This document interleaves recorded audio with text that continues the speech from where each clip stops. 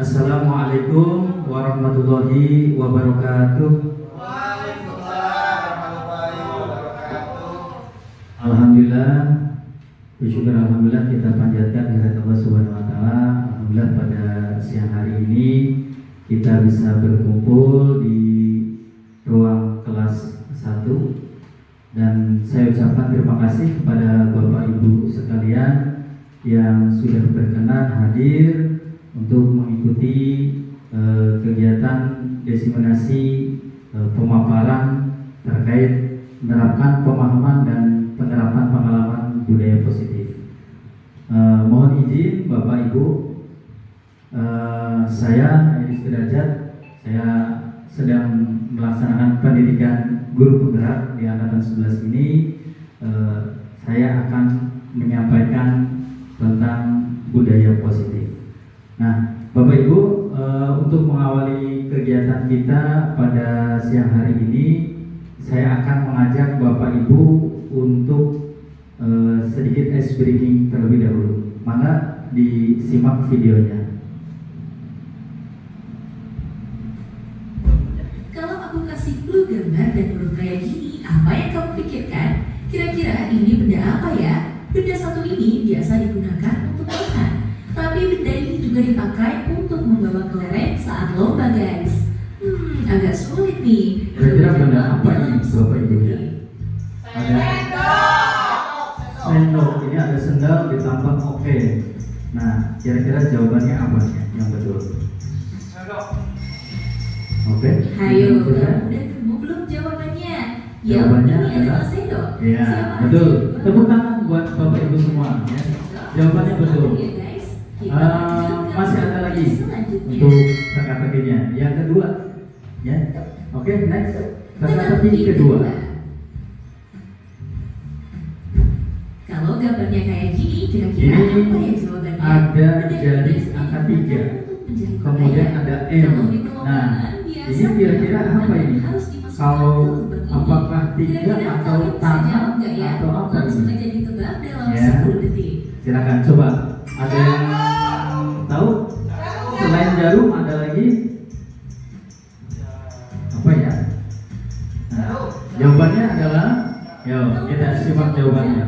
Apa betul jarum? Iya betul. Tepuk tangan. Jawabannya betul jarum.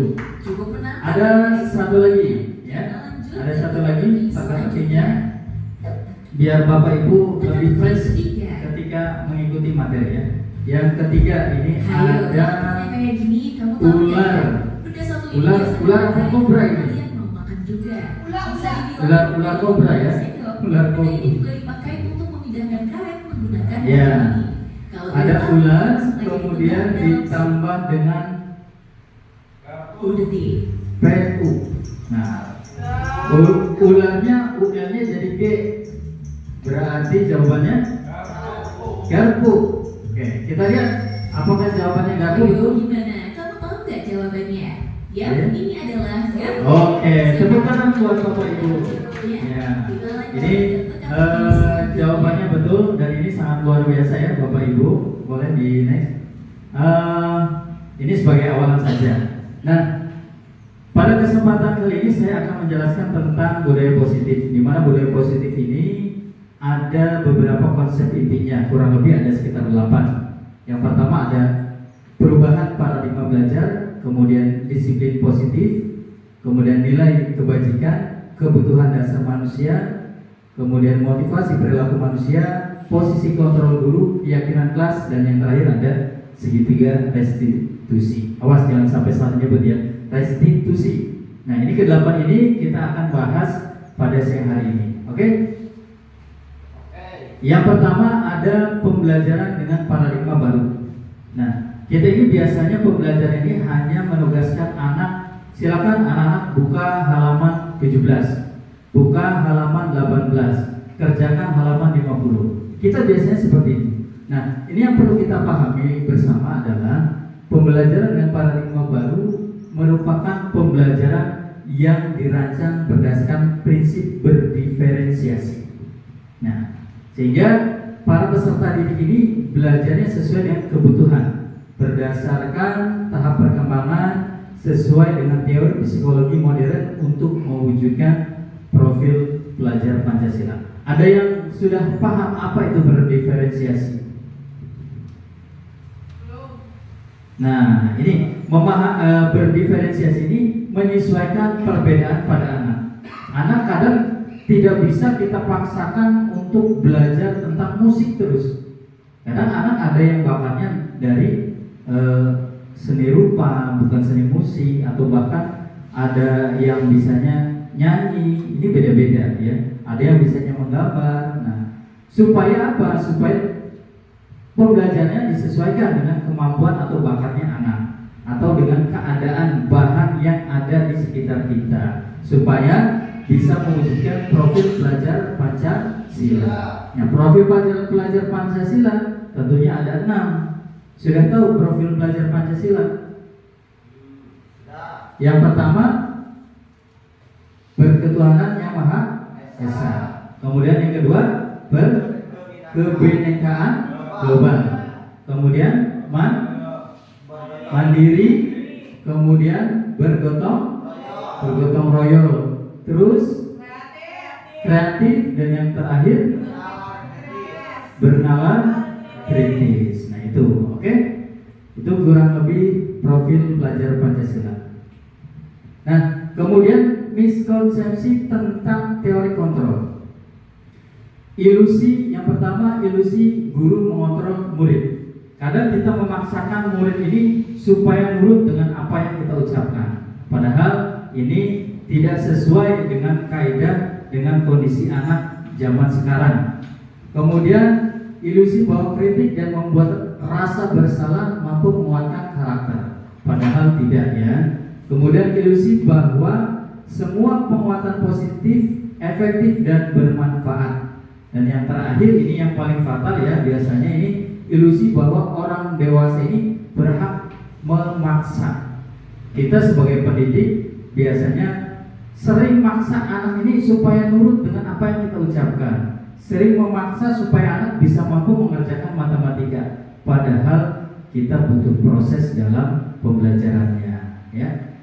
Selanjutnya, nah, untuk mengubah paradigma stimulus kontrol ke pendekatan teori kontrol. Nah, biasanya dalam stimulus respon, realitas kebutuhan kita sama ya. Kita sering menganggap bahwa kebutuhannya sama, padahal pada teori kontrol ini, realitas kebutuhan ini berbeda-beda. Anak ada yang membutuhkan penekanan di pembelajaran matematika, ada yang butuh penekanan di pembelajaran agama, ada yang lebih dulu memahami tentang pelajaran IPA, ada yang lebih dulu mempelajari tentang matematika, ada yang lambat. Nah, makanya ini ada perbedaan, paradigmanya harus dirubah ke paradigma baru belajarnya. Oke, selanjutnya yang kedua yaitu disiplin positif. Nah, disiplin positif ini berasal dari kata disiplina yang artinya belajar. Nah, biasanya disiplin mengacu pada disiplin diri yang memiliki tanggung jawab terhadap apa yang dilakukannya. Nah, kemudian juga disiplin positif ini merupakan salah satu cara untuk penerapan disiplin yang tujuannya untuk menumbuhkan kesadaran ya, serta memberdayakan peserta didik tanpa imbalan atau penghargaan atau ancaman bahkan hukuman. Nah, menurut Bapak Ibu, penghargaan ini sebagai bentuk pendisiplinan atau bukan? Biasanya kita sering ngasih penghargaan ketika anak disuruh nyapu.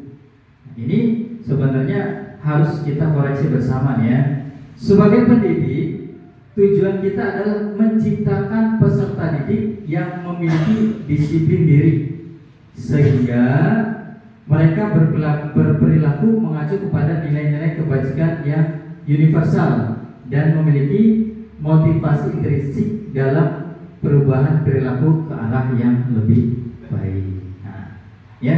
Nah, kemudian yang ketiga ada nilai-nilai kebajikan. Tadi kita sudah bahas. Yang pertama ini ada profil pelajar Pancasila. Boleh disebutkan lagi ya. Yang pertama, profil pelajar Pancasila itu beriman, bertakwa kepada Tuhan yang Maha Esa dan berakhlak mulia. Kemudian yang kedua, mandiri, ya. Yang ketiga, bernalar kritis. Yang keempat, berkebinekaan global. Kelima, bergotong royong, dan yang terakhir adalah kreatif. Ini komponen yang ada pada profil pelajar Pancasila. Kemudian yang kedua ada Ibu Primary Youth Program atau PYP. Ini mencakup tentang sikap murid, harus toleransi, rasa hormat, integritas, mandiri, kemudian menghargai, antusias, terus empati, keingintahuan, kreativitas, kerjasama, kemudian percaya diri serta komitmen. Ya. Kemudian yang ketiga ada 9 pilar karakter. Nah, di antaranya adalah cinta Tuhan dan segenap ciptaannya, kemandirian, tanggung jawab, kejujuran, diplomatis, kemudian ada juga hormat dan santun, dermawan, sampai dengan toleransi dan kedamaian serta kesatuan. Nah, ini nilai-nilai kebajikan. Kemudian yang selanjutnya adalah yang keempat, kebutuhan dasar manusia. Nah, ini kebutuhan hal yang penting ya. Kebutuhan dasar manusia ini adalah segala sesuatu yang kita lakukan untuk mendapatkan apa yang kita inginkan. Nah, ini kebutuhan dasar ya. Kemudian seluruh tindakan yang kita lakukan memiliki tujuan tertentu, dan semua usaha terbaik yang kita lakukan adalah dalam rangka agar kebutuhan dasar itu bisa terpenuhi dengan baik. Nah, kebutuhan dasar ini ada berapa? Ada yang tahu? Kebutuhan dasar manusia ada berapa? Kebutuhan dasar ada? Oke, boleh di next. Nah, ini ada 5 kebutuhan dasar. 5 kebutuhan dasar manusia. Yang pertama ada bertahan hidup. Ya, tentu manusia ini semuanya pengen bertahan hidup. Tidak ada manusia yang pengen mati, kecuali manusia itu lagi patah hati. Ya. Nah, di antara bertahan hidup ini tentu ada penguasaan. Kemudian ada juga kasih sayang dan rasa diterima. Nah, terus ada kesenangan. Kemudian ada juga kebebasan. Ya, ini 5 kebutuhan dasar manusia. Boleh dilanjut? Nah, kemudian motivasi perilaku manusia. Nah, motivasi perilaku manusia ini terbagi menjadi 2. Ada motivasi internal dan ada juga motivasi eksternal. Nah, apa motivasi internalnya? Yaitu untuk menjadi yang mereka inginkan, untuk menjadi diri sendiri dan nilai-nilai yang mereka percaya. Ini motivasi internal. Kemudian yang kedua ada motivasi eksternal, seperti halnya agar mendapatkan pujian, penghargaan, bahkan untuk mendapatkan imbalan. Nah, kemudian untuk menghindari ketidaknyamanan atau hukuman, ya, itu motivasi eksternal. Nah, dalam teori motivasi ada 3 hal. Biasanya ada hukuman, ada konsekuensi, ada juga restitusi. Apa perbedaan dari hukuman, konsekuensi, dan restitusi? Ada yang bisa jawab? Hukuman? Apa sih hukuman itu? Menghardik, Pak. Menghardik, boleh. Kalau konsekuensi?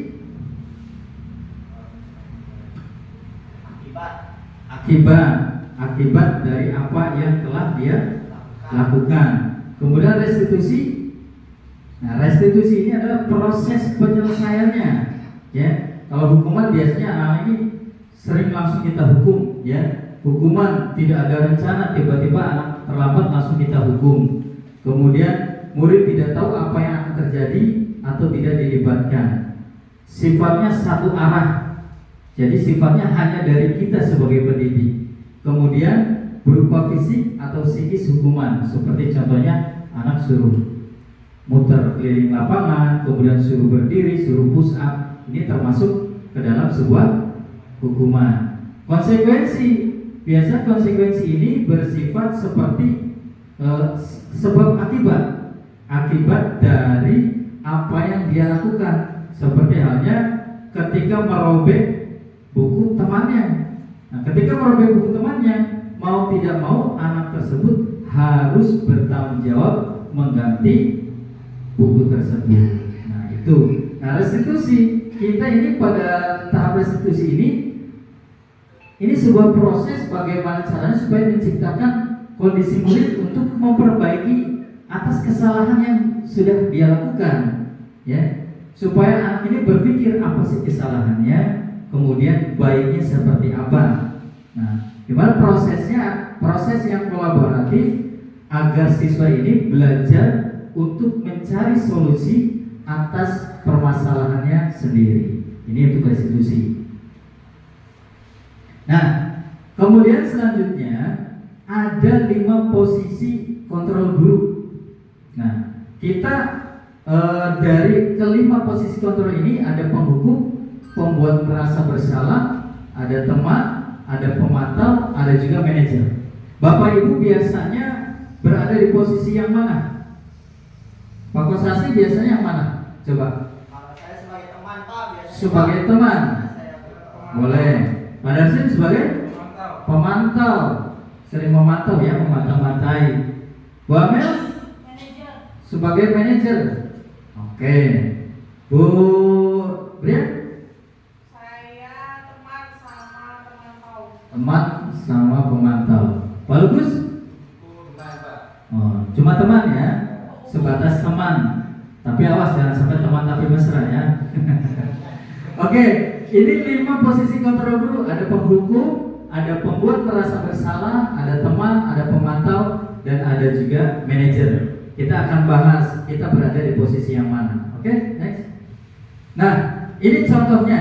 Contoh penerapan 5 posisi kontrol. Yang pertama penghukum. Biasanya penghukum ini memberikan tindakan dengan menghukum anak hormat pada bendera selama 1 jam. Ini contoh sebagai hukuman. Nah, anak dihukum supaya hormat selama 1 jam. Ini hukuman contohnya. Kemudian yang kedua ada pembuat merasa bersalah. Nah, seperti kata-katanya adalah berapa kali ibu atau bapak harus memberitahu kamu selalu saja mengecewakan. Ini diarahkan supaya anak merasa bersalah, ya. Ini sebenarnya kurang baik, ya. Penghukum jelas tidak baik, pembuat merasa bersalah ya kurang baik juga.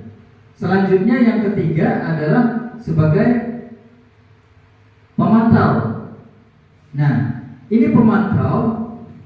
Contoh kalimatnya biasanya sering kita ucapkan adalah, ayo dong ikuti aturan sekolah.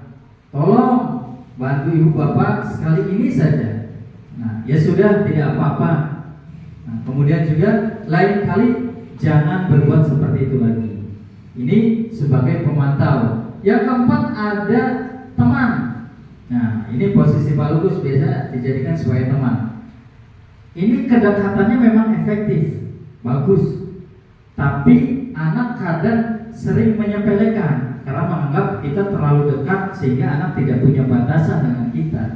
Kamu sudah melanggar peraturan sekolah, kamu tahu konsekuensinya. Nah, kemudian setelah upacara kamu beli atributnya ke koperasi dan jangan diulangi lagi.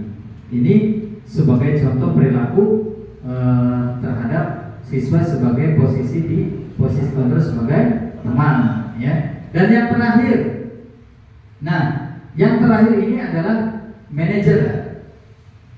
Contohnya seperti apa kesalahan kamu? Apakah kamu tahu kesalahannya apa? Kemudian kira-kira bagaimana untuk memperbaiki kesalahan kamu? Jadi kita mengajak anak supaya berpikir apa sih kesalahannya, kemudian ini baiknya seperti apa. Nah, disarankan Bapak Ibu ini kalau bisa sebagai manajer memberikan motivasi, memberikan masukan supaya anak berpikir dan bisa menemukan solusi atas permasalahannya. Jadi jangan diatur, biarkan anak diarahkan, ya, diarahkan supaya anak bisa tahu apa masalahnya, apa kesalahannya, apakah itu baik atau tidak, dan anak diajak mencari solusi. Ini 5 posisi kontrol. Lanjut. Nah, nih Bapak Ibu, ini ada 3 contoh posisi kontrol. Saya kecewa sekali dengan kamu. Kamu tidak pernah kamu tidak pernah benar melakukannya. Apa rencanamu untuk menyelesaikan masalah ini? Kira-kira yang pertama ini, saya kecewa sekali dengan kamu. Ini posisi kontrol pembuat merasa bersalah. Nah, kalau yang kedua, kamu tidak pernah benar melakukannya. Penghukum atau pembuat merasa bersalah? Pembuat merasa bersalah. Yang ketiga, apa rencanamu untuk menyelesaikan masalah ini? Apa? Manajer. Jadi diarahkan anak, bagaimana solusinya untuk masalah kamu ini. Jadi anak ikut berpikir. Jadi anak bisa memahami cara menyelesaikan masalahnya. Ini mudah-mudahan kita semua ada di posisi 3 semua ya. Oke, lanjut. Nah, Bapak Ibu, selanjutnya supaya Bapak Ibu ini tidak ngantuk, saya minta Bapak Ibu berdiri. Kita ice breathing dulu biar nggak ngantuk. Boleh ya, next? Nah, Bapak Ibu ikuti gerakannya ya. Kalau bisa sambil nyanyi juga.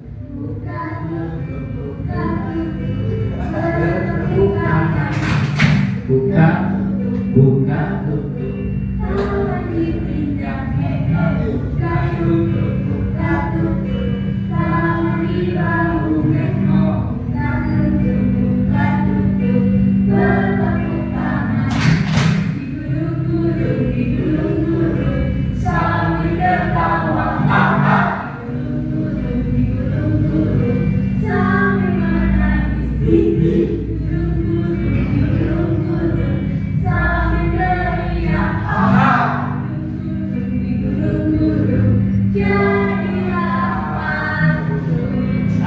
Sekarang gerakannya lebih cepat lagi yuk, ya. Kadutu,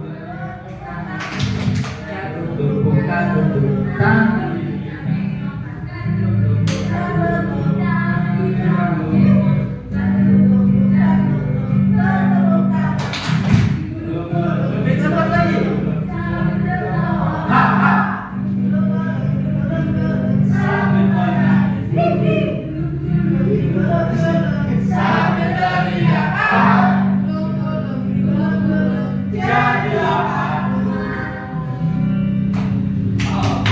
Tepuk tangan.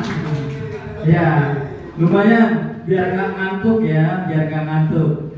Oke, kita lanjut materi ya, lanjut ya. Tadi ada 5 posisi kontrol. Sekarang keyakinan kelas. Yang Bapak Ibu ketahui, mungkin peraturan kelas dengan keyakinan kelas kira-kira sama atau tidak? Keyakinan kelas dengan peraturan kelas ini kira-kira sama atau tidak? Oke, ada yang jawab beda, ada yang jawab sama? Pada dasarnya sama. Oke, kita bedah bersama ke peraturan kelas dulu. Peraturan kelas kira-kira yang membuat ini siapa? Siswa. Peraturan kelas dulu ya. Guru sekolah ya. Bisa sekolah, bisa guru. Ini yang membuat peraturan kelas. Berarti peraturan kelas ini dibuat secara sepihak dari sekolah atau dari guru. Tidak ada keterlibatan siswa. Kemudian keyakinan kelas. Kira-kira yang membuat keyakinan kelas ini siapa? Guru dan siswa. Berarti jelas antara keyakinan kelas dengan peraturan kelas ini Berarti jelas berbeda. Apa perbedaan keyakinan kelas dengan peraturan kelas? Keyakinan kelas dibuat oleh guru dan siswa atau murid. Nah, sedangkan peraturan kelas dibuat oleh satu pihak. Siapa satu pihaknya? Sekolah atau guru, tanpa melibatkan siswa. Nah, seperti contohnya ini ada keyakinan kelas di kelas 5A ya, menjaga kebersihan.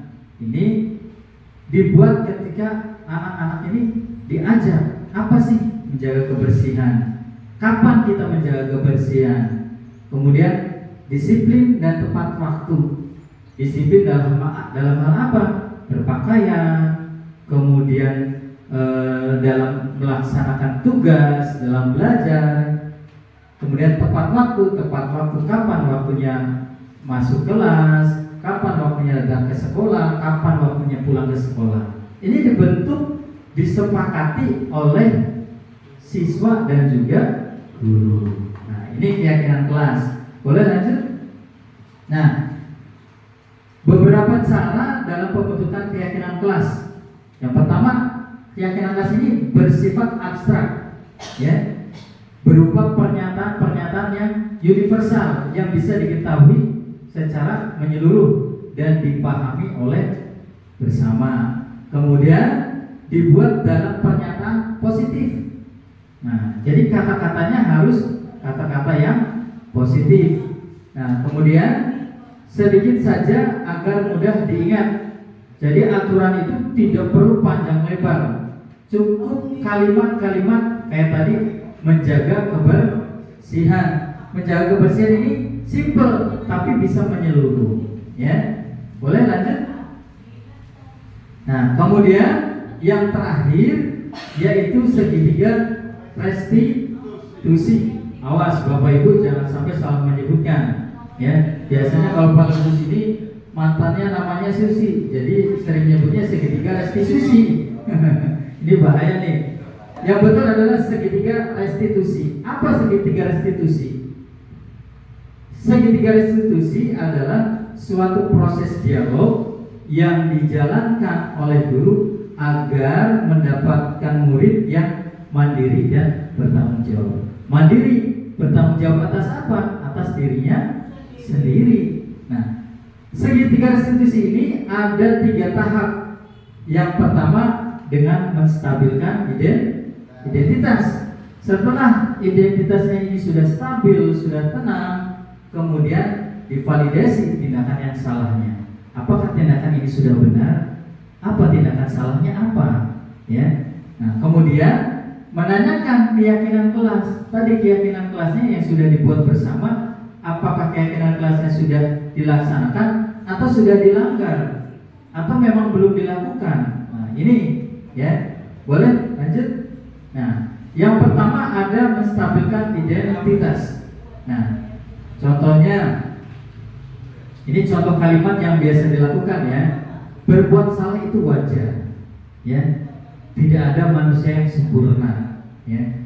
Bapak juga pernah melakukan itu, Bapak juga pernah merasakan itu, dan kamu berhak merasa begitu. Kamu berhak mempertahankan atas hasil kerja keras kamu. Itu contoh untuk menstabilkan identitas. Kita ikuti dulu aluran anaknya.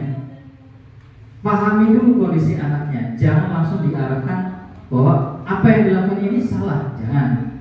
Tapi tenangkan dulu dengan ya bisa kita mengatakan bahwa Bapak juga pernah melakukan hal itu. Itu sesuatu hal yang manusiawi. Ini menstabilkan identitas. Nah, selanjutnya setelah menstabilkan identitas, kita validasi tindakan yang salah, tindakan yang telah dilakukan itu benar atau salah, sudah baik atau belum. Nah, seperti halnya kamu pasti punya alasan mengapa melakukan hal itu, ya. Padahal kamu bisa melakukan yang lebih buruk dari ini.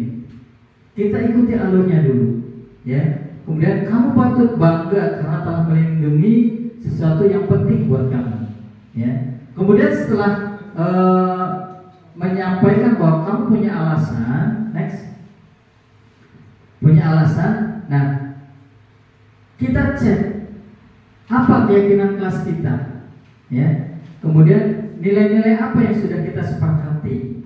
Nah, lalu seperti apa gambaran sebuah kelas yang ideal menurut kamu?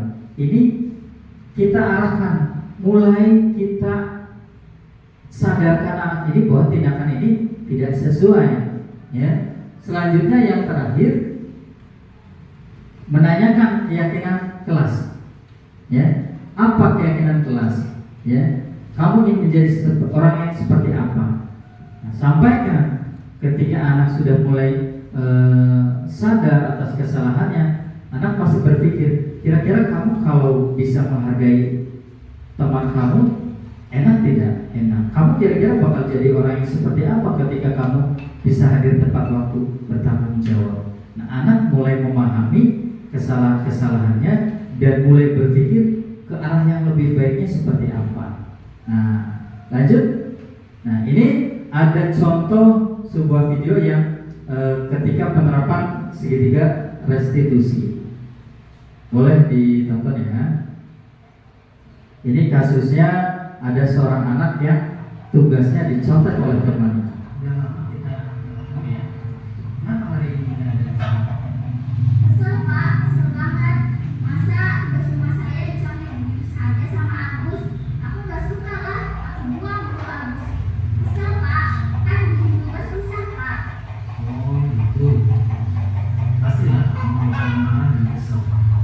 Bapak juga pasti bakal marah dan kesel bila tugas bapak dicontek. Kemudian pada saat itu Dinda mau melakukan apa? Ya saya langsung marah-marahin Agus di depan teman-teman yang lain. Gitu. Mau pasti melakukan hal itu punya alasan tertentu kan? Ya iya Pak, masa saya mau diam saja tugas yang saya bikin susah payah dicontek begitu saja. Ya wajar lah kamu mempertahankan hasil kerja keras. Pasti itu sesuatu yang penting buat kamu. Tapi kamu tidak bertindak lebih gegabah dari itu. Hanya marah-marah ke Agus. Iya Pak, untung saya masih bisa sabar dan hanya marah. Padahal cuma kesel banget Pak. Ya pasti sih. Tapi kamu tetap memilih bersabar. Kamu tidak memilih untuk berbuat lebih parah lagi. Ya? Iya Pak. Nah, sekarang kita coba lihat lagi. Tindakan kamu marah-marah di depan kelas tadi. Tindakan kamu kira-kira sesuai tidak dengan keyakinan kelas yang sudah kita? Iya Pak. Pak marah-marah. Jadi keyakinan kelas yang mana yang tidak sesuai dengan keinginan kamu? Ya sebenarnya saya sangat menghargai orang lain. Mungkin saat itu saya menjadi emosi dan tidak menunjukkan sikap itu. Kamu yakin tidak menghargai orang lain itu penting? Ya bukan Pak. Ya setuju. Kita perlu untuk saling menghargai satu sama lain. Namun ada keyakinan kelas yang kita sepakati yang perlu kita jalankan bersama. Apabila kita sedang marah, Ya saya bisa lebih proaktif mulai dengan diri saya Pak. Saya bisa jadi lebih bersabar, mengambil jeda waktu untuk berpikir mau apa selanjutnya. kira-kira kamu mau tidak memperbaiki masalah ini? Bersedia Pak. Kalau kamu bersedia memperbaiki masalah ini, kamu kira-kira bakal menjadi orang yang seperti apa? Mungkin saya akan bertanggung jawab Pak. Menurut kamu bagaimana rasanya orang yang seperti itu? Ya nyaman Pak, bangga bisa jadi orang yang sabar dan bisa menahan diri. Nah, baiklah. Kalau begitu, ayo kita pikirkan bersama bagaimana kita memperbaiki masalah ini. Baik Pak. Oke, terus ya. Ini salah satu contoh video tentang penanganan masalah dengan cara segitiga restitusi. Kita stabilkan identitasnya, kemudian kita validasi tindakan yang salah, kemudian menanyakan keyakinan kelas apa yang sudah disepakati dan apa yang sudah dilanggar. Nah, Bapak Ibu, untuk sesi yang terakhir adalah diskusi. Tadi atas paparan saya tentang disiplin positif dari ke-8 poin tadi, yang terakhir tentang segitiga restitusi. Nah, dari ke-8 materi yang poin yang sudah saya sampaikan, barangkali ada yang mau ditanyakan, silakan. Boleh, Pak Henry? Bagaimana menciptakan kelas yang memiliki keyakinan kelas yang kuat, Pak? Bagaimana menciptakan kelas yang memiliki keyakinan kelas yang kuat? Bagaimana menciptakan keyakinan kelas memiliki kelas yang memiliki keyakinan kelas yang kuat? Boleh. Tentunya kita perlu membuat keyakinan kelas itu terlebih dahulu. Nah, keyakinan kelas sudah jelas ya. Yang membuat keyakinan kelas itu yaitu siswa atau murid, kemudian juga adalah gurunya itu sendiri. Jadi tidak dibuat secara sepihak. Keyakinan kelas sudah dibentuk, sudah disepakati, sudah dipampang, dan yang terpenting ada poin-poin yang harus kita lakukan. Kita bisa buat poster-poster kecil yang mengarah tentang keyakinan kelas yang sudah dibuat. Dan kemudian juga yang terpenting adalah keyakinan kelas itu dilakukan, diterapkan secara konsisten. Biasanya kita mendisiplinkan anak yang datang terlambat ketika mood kita lagi enak saja. Tetapi ketika mood kita lagi kacau, di rumah kita lagi berantakan, biasanya bapak ibu kalau lagi berantem sama istri atau suaminya, nyampe kelas masih ke bawah. Jadi untuk konsistensinya ini tidak dilaksanakan, sehingga keyakinan kelasnya tidak bisa kuat. Jadi anak ini tergantung apa yang kita lakukan. Kalau kita menerapkan keyakinan kelasnya secara konsisten terus menerus, tidak pernah telat, tidak pernah dilepaskan keyakinan kelasnya, insya Allah keyakinan kelas itu bisa jadi kuat dan benar-benar bisa dilaksanakan oleh semua, baik guru dan juga siswanya. Mungkin seperti itu ya. Nah, ada lagi? Cukup? Nah, baik, kalau cukup alhamdulillah. Pertanyaan sangat bagus dan sudah kita bahas bersama ya. Nah, sebagai penutup Bapak Ibu, dalam penerapan program disiplin positif, tentunya seorang guru memiliki standar kepribadian, harus profesional dan sosial yang baik, di mana guru mampu untuk merefleksikan dirinya dalam posisi kontrol saat ini. Bagaimana perjalanan dirinya sebagai among atau manajer. Tadi kita sudah sepakati bahwa baiknya guru itu di posisi kontrol sebagai manajer, mana yang menuntun murid-muridnya menjadi insan yang mandiri, merdeka, dan bertanggung jawab. Ini standar nasional pendidikan. Baik Bapak Ibu, alhamdulillah pemaparan dari disiplin positif ini sudah selesai dan dirasa cukup. Saya ucapkan terima kasih kepada Bapak Ibu sekalian atas perhatiannya dan diskusi yang cukup baik. Kurang dan lebihnya mohon maaf. Saya akhiri. Wassalamualaikum warahmatullahi wabarakatuh.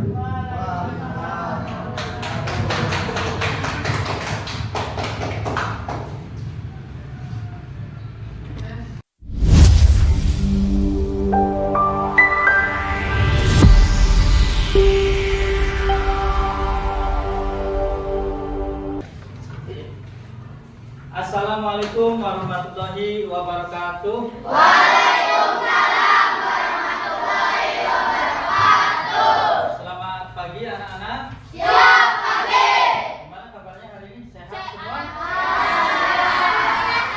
Oke, alhamdulillah kalau sehat semua.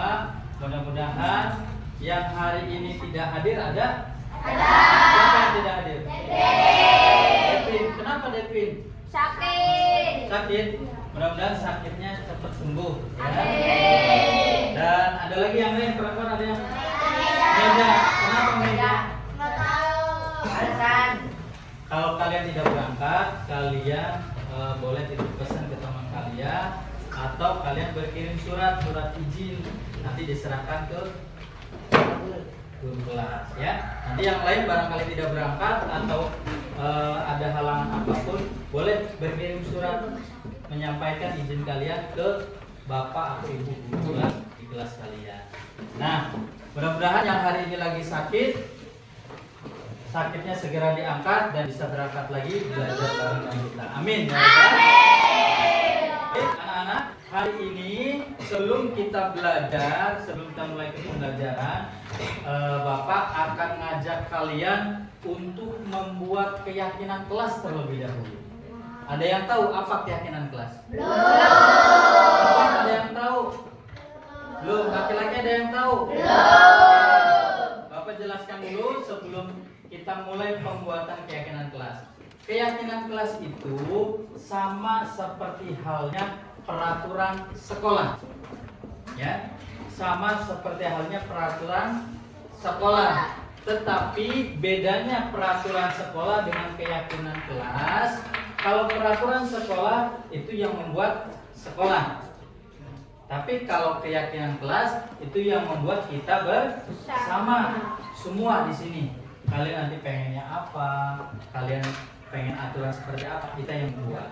Jadi keyakinan kelas itu dibuat oleh kita bersama. Nah, kalian ada tidak yang punya cita-cita atau punya keinginan kelasnya seperti apa? Perempuan, laki-laki, ada yang punya keinginan nggak? Apa, Ferdi? Saya ingin saat belajar tidak berisik, Pak. Saat belajar tidak berisik, boleh. Apa-apa, karena kalau lagi belajar berisik terus, belajarnya nyaman tidak? Tidak. Belajarnya konsentrasi tidak? Tidak. Pengen kelasnya tidak berisik. Ada lagi? Pak, saya maunya kelasnya harus bersih, Pak. Kelasnya bersih, boleh. Nah, kayak sekarang ini lumayan udah bersih, bagus ya.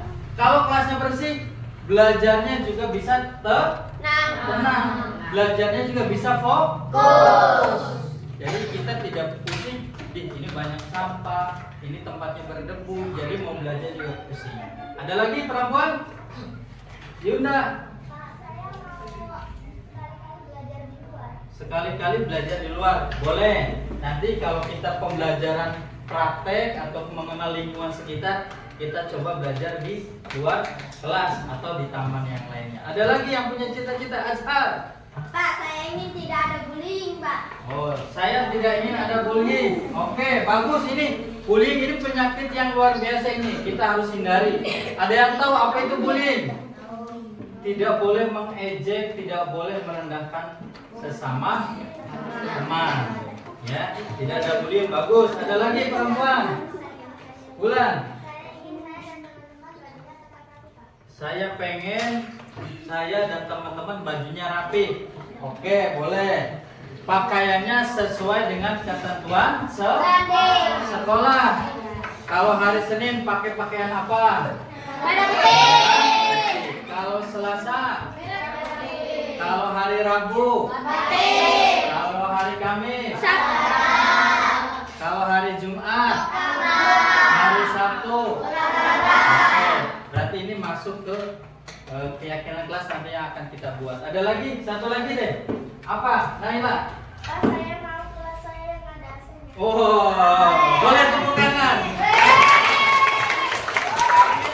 Pengen kelas yang ada AC-nya, boleh. Kita boleh bercita-cita suatu saat kelas kita bisa ada AC-nya supaya belajarnya semakin nyaman, semakin tenang. Boleh, nggak apa-apa. Nah, baik, anak-anak. Kalian tadi sudah menyampaikan terkait keinginan-keinginan kalian. Apa saja sih yang kalian pengen di kelasnya ini, pengen seperti apa?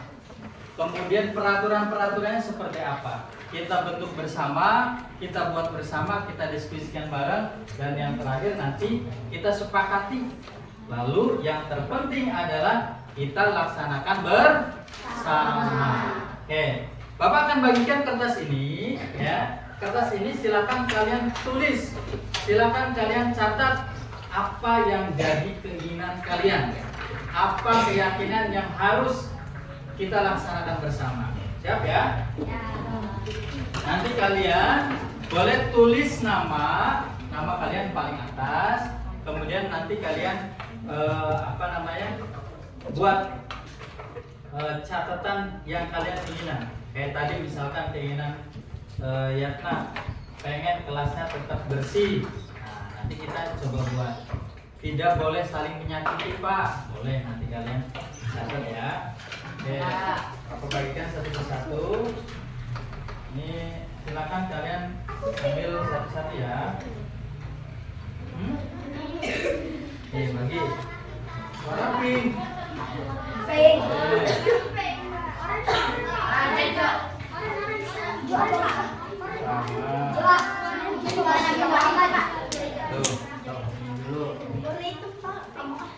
Oke, bagikan masing-masing pegang satu, masing-masing pegang satu, ayo. Masing-masing pegang satu.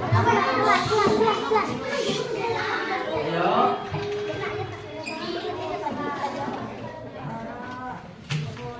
Stop diambil, stop diambil. Siapa tadi yang pengen warna hijau?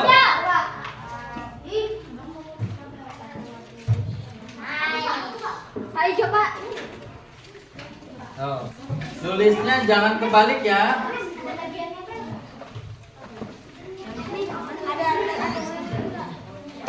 Nih, tulisnya jangan kebalik. Ini ada yang ada lemnya. Kalian tulisnya yang atasnya tidak ada lemnya ya. Silakan kalian tulis nama, kemudian kalian catat apa yang jadi keinginan. Nah, lemnya di bawah ya, lemnya di bawah. Pak, kasih nama kita, Pak. Ya, so, tulis nama kalian masing-masing. Kalau nama Ferdi, tulis nama Ferdi. Kemudian keyakinan kelas yang pengennya apa? Menjaga kebersihan, berpakaian rapi. Kemudian ada lagi misalkan hadir tepat waktu, boleh. Ya. Kembali kok yang ada lemnya di atas. Bukan, maksudnya di belakangnya. Ayo. Nama dulu.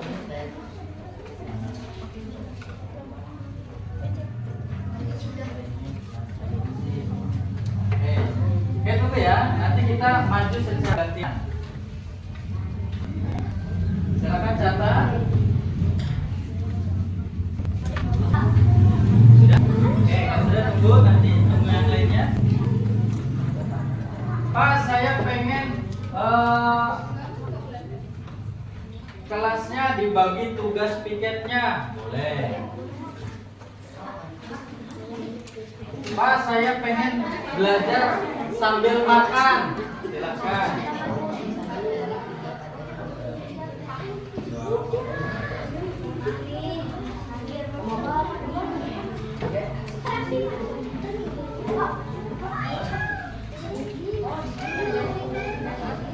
Betul.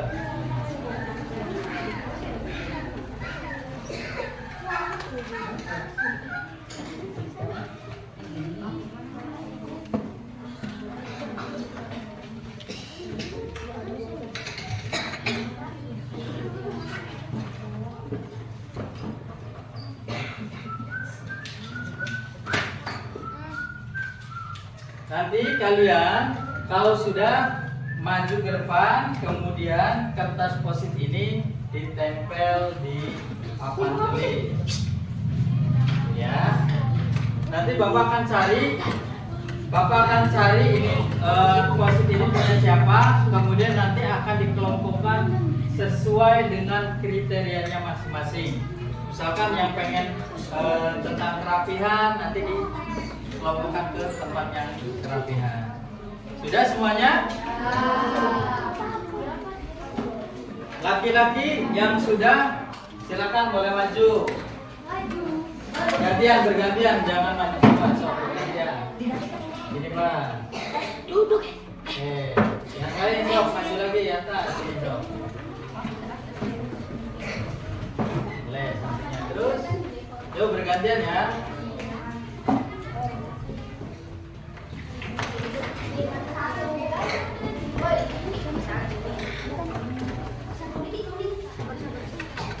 Ya, boleh di bawahnya nggak usah di sini. Ya. Ya. Terus bergantian ya.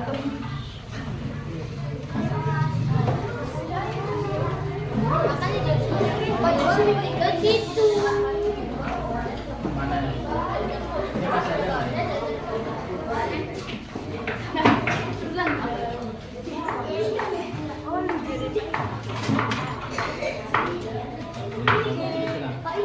Mana? Kebalik? Nih bikin lagi. Nah, tulisnya di sini.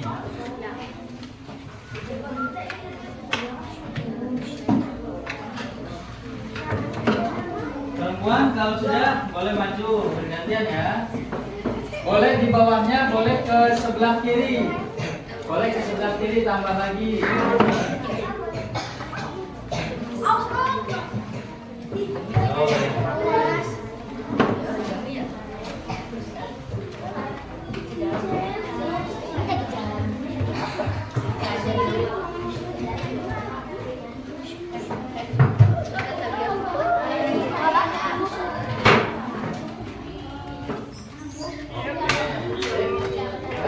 Ada lagi? Yang belum ayo. Post-itnya ada lebihan tidak? Sini lebihannya. Tadi ada lebihan mana tadi post-itnya? Sini. Sudah semua? Ayo perempuan ya. Laki-laki sudah semua? Sudah semua? Oke, sambil nunggu yang belum, Bapak akan baca beberapa dari post-it kalian. Ini ada yang pengen, Pak, saya pengen kelasnya ada kulkas dan kasur. Kalian mau belajar apa mau tidur ya?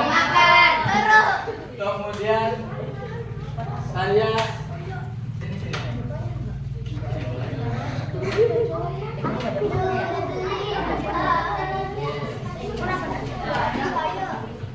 saya mau makan di kelas. Oke, mau makan di kelas. Nanti kita sepakati bareng-bareng ya. Ntar ada launya ya, Pak. Launya ini makan.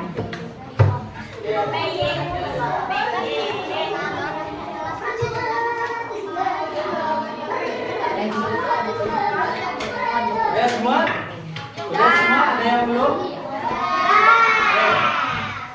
Bapak akan lihat dan baca yang keyakinan yang kalian buat yang paling menarik. Ini ada yang pengen ada kulkasnya. Saya pengen makan di kelas. Kemudian saya mau kelasnya bersih. Oke. Pak, saya ingin kelasnya dihias. Pak, saya ingin kelasnya didekor. Oke, berarti nanti kita hias bisa ya. Kemudian Pak, saya pengen kelasnya bersih. Oke. Pak, saat belajar tidak diam dan tidak berisik. Saya ingin kelas itu didekor dan dihias. Oke. Sekarang apa yang telah kalian catat, apa yang telah kalian tempelkan di sini, kita susun serapi mungkin dan kita atur bahasanya supaya menjadi keyakinan kelas. Ya. Bapak akan cek satu persatu ya. Nanti ini muaranya kemana ya?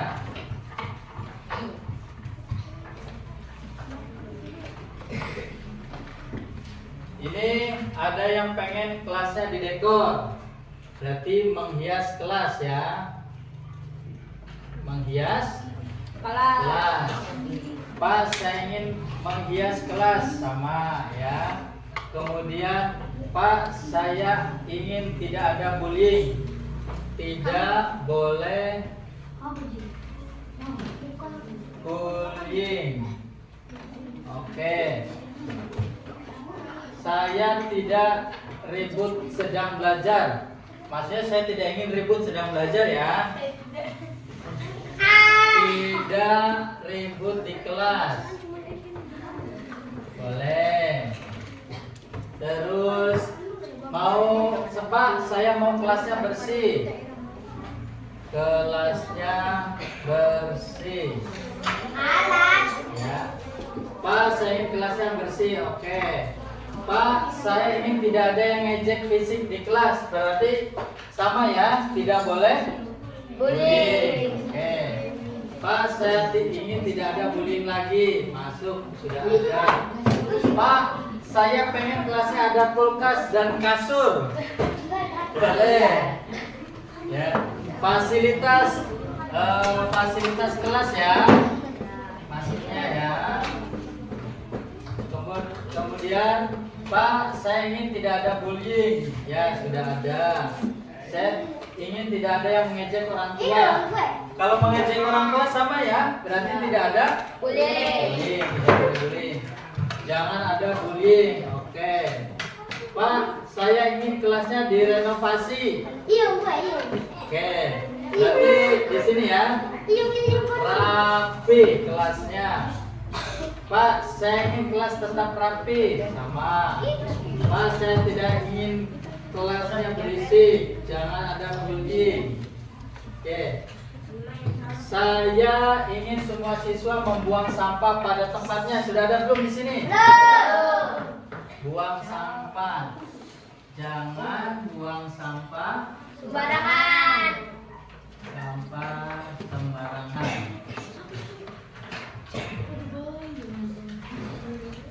Kemudian ini tidak ada yang berisik. Belajar di luar.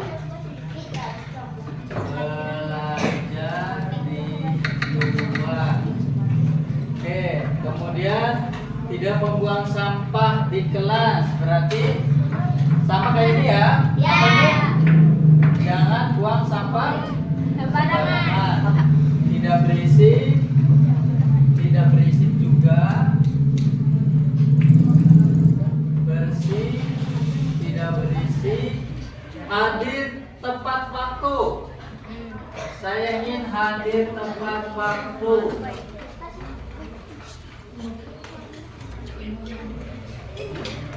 Terus berisik sama belajar tidak berisik, kelasnya bersih. Tidak berisik, kelasnya bersih. Saya mau makan di kelas. Oke. Saya makan di kelas. Oke. Kelas bersih, tidak ada sampah, tidak membuli, pengen kelasnya bersih. Saya mungkin akan di kelas atau tidak. Baik, ini setelah kita baca bersama, kita baca satu-satu. Ini hasilnya ya. Ada yang pengen menghias kelas atau kelasnya dirapikan. Tidak boleh bullying, tidak ribut di kelas. Kelasnya bersih. Fasilitas kelas, jangan buang sampah sembarangan. Belajar di luar, hadir tepat waktu, makan di kelas. Baik, ini sudah ada kata-kata yang kalian sampaikan. Kemudian sudah direkap, tinggal kita rapihkan ke bahasa yang lebih rapi, yang lebih menarik. Ya. Menghias kelas. Berarti apa menghias kelas?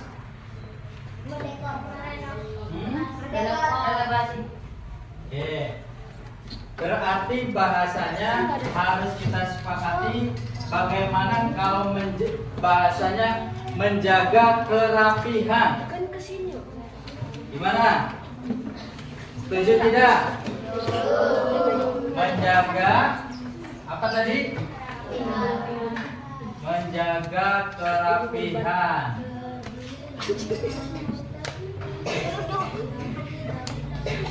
Terus ini sudah ya berarti ya, kita coret. Tidak boleh bullying.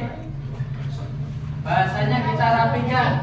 Tidak ada bullying. Bagaimana? Setuju? Tidak ada Tidak ada bullying. Kemudian tidak ribut di kelas.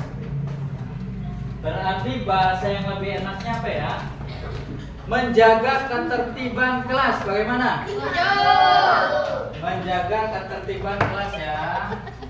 Menjaga ketertiban apa? Kelas. Kemudian ini ada lagi, kelasnya bersih. Berarti apa? Bahasa yang enaknya? Menjaga kebersihan. Oke.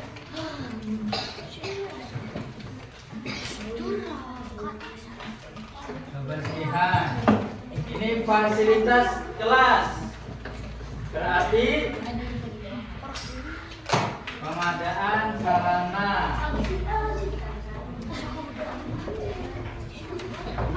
Terus jangan buang sampah sembarangan. Sama tidak dengan ini? Menjaga kebersihan sama tidak? Sama ya. Belajar di luar. Berarti kita lebih enaknya kita bahasanya eksplorasi alam sekitar. Gimana? Kita suatu waktu ada kegiatan di luar kelas. Eksplorasi.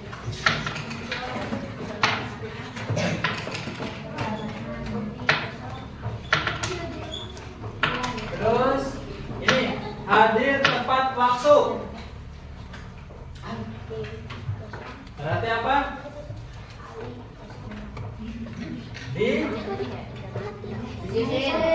Disiplin. Boleh. Makan di kelas boleh tidak? Boleh tidak? Kita sepakati di sini. Boleh. Boleh makan di kelas, tapi harus tahu waktunya, harus mengenal waktu. Boleh. Nah, coba Bapak minta satu orang bantu untuk membacakan keyakinan kelas yang sudah terbentuk. Ini ada 1, 2, 3, 4, 5, 6. Pak. Siapa? Boleh, Ferdi. Stop, dibaca. Apa? Yang pertama. Ini. Apa ini? Disiplin. Yang kedua. Menjaga kebersihan. Ini. Rapihan. Yang ketiga. Tidak ada bullying. Yang keempat. Menjaga kebersihan kelas. Ketertiban. Apa ini? Ketertiban kelas. Ulang, menjaga. Menjaga ketertiban kelas. Yang kelima. Menjaga. Menjaga kebersihan. Ya, yang keempat. Keenam. Pengadaan sarana. Pengadaan sarana. Yang ketujuh. Eksplorasi lingkungan. Oke, baik, tepuk tangan buat kita semua. Nah, ini keyakinan kelasnya sudah kita buat, tinggal kita laksanakan bersama ya. Mulai kapan kita laksanakan keyakinan kelasnya? Berarti mulai besok ini harus kita laksanakan. Kalau disiplin berarti kita harus hadir tepat waktu. Kalau masuknya jam 7 berarti hadirnya jam berapa? Hadir jam 7 boleh. Yang penting tidak boleh lewat, tidak boleh telat. Menjaga kerapihan dalam berpenampilan. Boleh tidak bajunya ada yang rawek-rawek? Ya. Boleh tidak bajunya berantakan? Silakan dirapikan. Kemudian tidak ada yang bullying. Berarti tidak boleh mengejek sesama. Kemudian ada lagi menjaga ketertiban kelas. Berarti kalian tidak boleh ribut di kelas. Tidak boleh mengganggu rekan lain yang sedang belajar. Kemudian menjaga kebersihan. Berarti membuang sampah pada tempatnya. Yang piket berarti silakan piketnya dilaksanakan. Bagaimana caranya supaya tetap bersih. Baik, ini keyakinan kelasnya sudah terbentuk, tinggal kita laksanakan bersama. Bisa dilaksanakan? Bisa. Bisa dilaksanakan? Bisa. Baik, kalau bisa, alhamdulillah keyakinan kelas sudah terbentuk. Nanti Bapak akan cetak keyakinan kelas ini ke bentuk yang lebih rapi dan nanti bakal ditempel di masing-masing sudut supaya kita bisa saling mengingatkan. Baik, terima kasih. Keyakinan kelasnya sudah terbentuk, tinggal kita laksanakan bersama. Sekarang tepuk tangan buat kalian semua. Terima kasih. Assalamualaikum warahmatullahi wabarakatuh.